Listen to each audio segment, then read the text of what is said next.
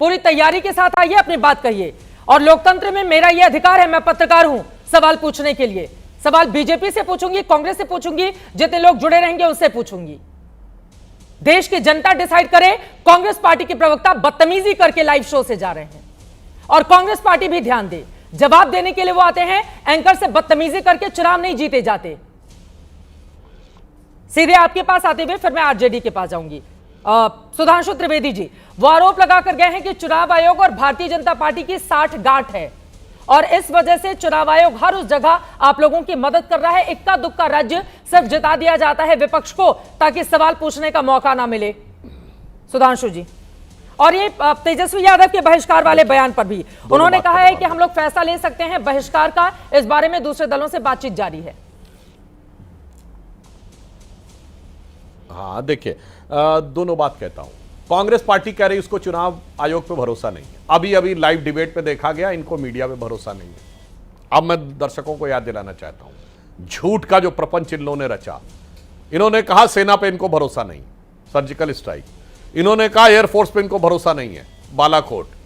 अभी जब ऑपरेशन सिंदूर हुआ, भारत के विदेश मंत्रालय पे भरोसा नहीं है।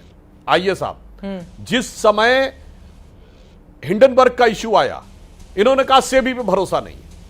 इन्होंने कहा एलआईसी बिक गई, LIC all time high profit gain की।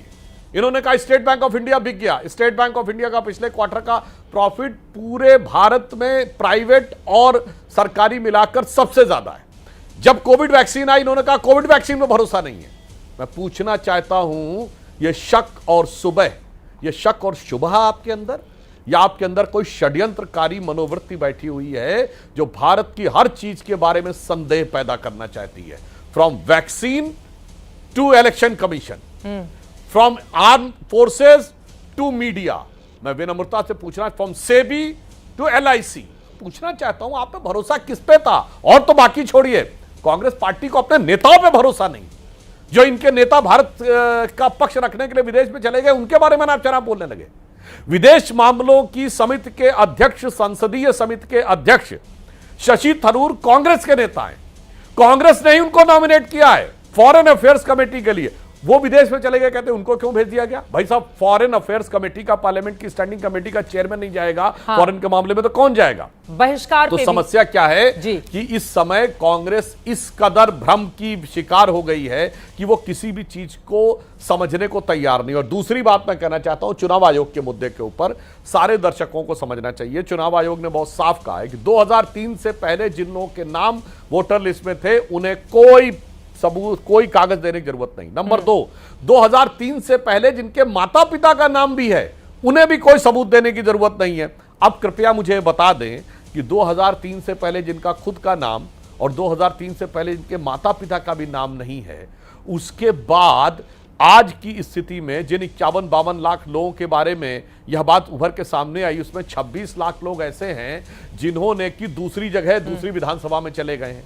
18 लाख लोग मृत हो गए हैं। 7 लाख लोग ऐसे हैं जिन्होंने 2 जगह पर वोटिंग कर रखी है। मैं पूछना चाहता हूं कि किशनगंज जिले में पिछले 5 महीने में 6 लाख लोगों ने रेजिडेंसी के लिए आवेदन दिया है।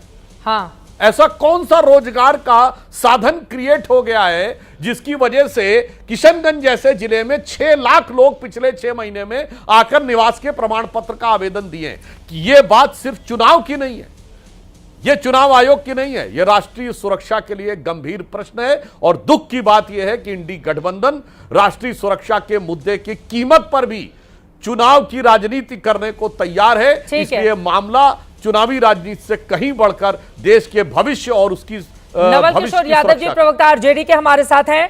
महागठबंधन बहिष्कार का फैसला क्यों करेगा? नवल किशोर यादव जी, तेजस्वी यादव ने क्यों बयान दिया? क्या वास्तव में आप लोग गंभीर हैं इस मुद्दे को लेकर?